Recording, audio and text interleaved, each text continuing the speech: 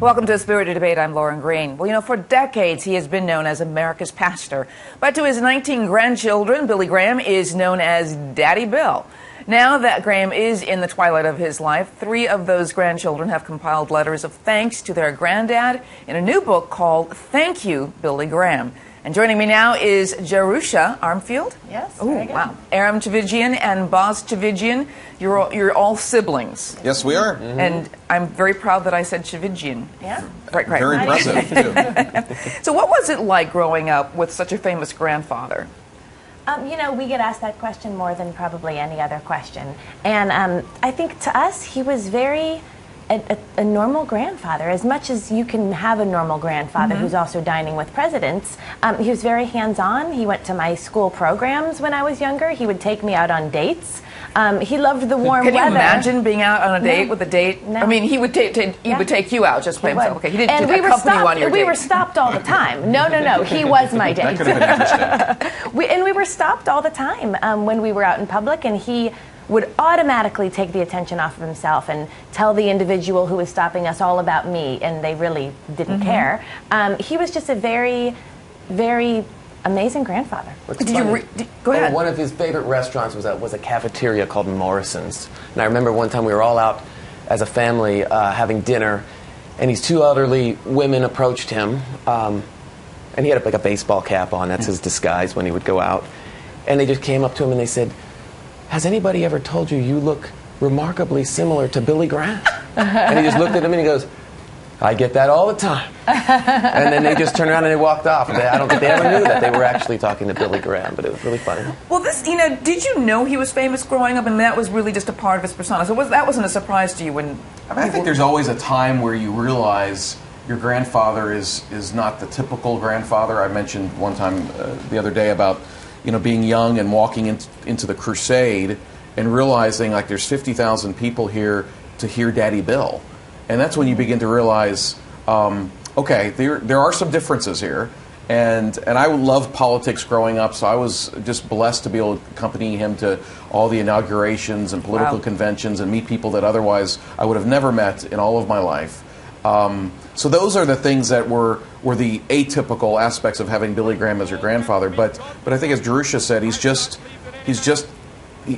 same person in front of the cameras, in front of the crowds as he is behind. Yeah. He's the real deal, and because of that, when we say he's Daddy Bill and he's normal grandfather, he is. We celebrated his 95th birthday not too long ago, back in November, and after that, his health was declining. And so, how is he doing now?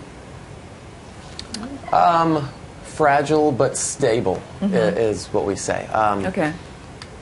Jerusha and I were visiting with him about a month ago, and he wasn't able to talk too much. But when he did, he would look at us and just say things like, "I love you," and he'd take your hand. Very nice. So, I mean, it was neat, and he still has that loving heart. That's neat to recognize, too, is that even as he's gotten older, he has scripture written specifically in his bathroom so that he can always be continuing to memorize scripture and continue to read scripture. And as the years have gone on, the font has gotten larger and larger until just a couple weeks ago I peeked in the bathroom and the font was so large, but he still wants to inundate himself and be surrounded by that scripture, which is really neat. That's wonderful. So why compile this book? And it's a book of letters people have written to him about how his preaching has changed their lives. And why did you want to write that book?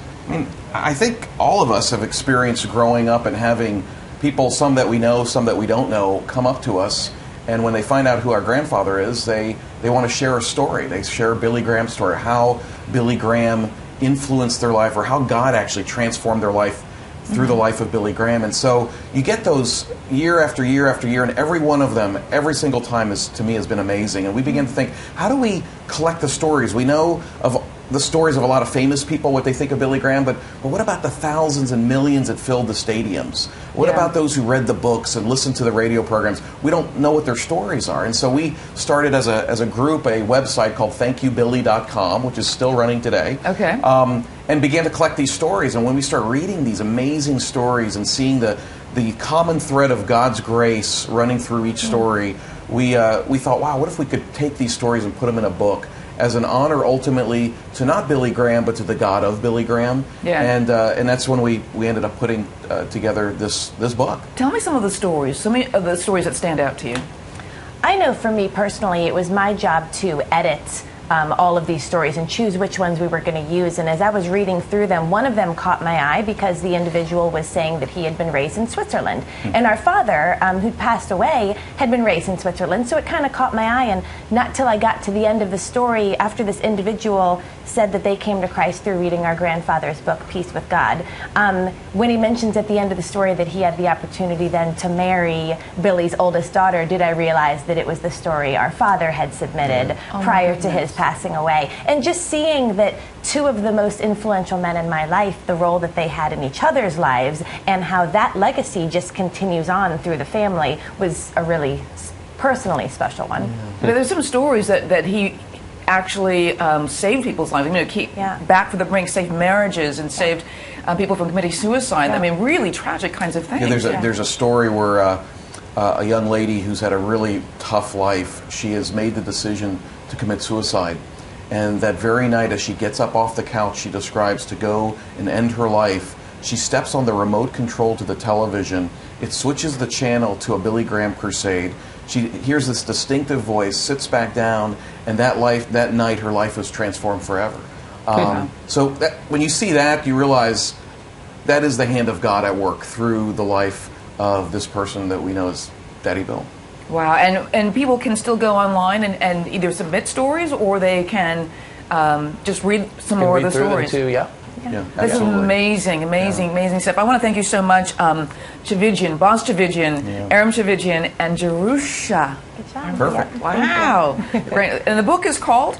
Thank You, Billy Graham. Thank You, Billy Graham. And they can get it on Amazon or at Walmart. All right. Thanks so much for being on A Spirited Debate. Thank you. Thank you.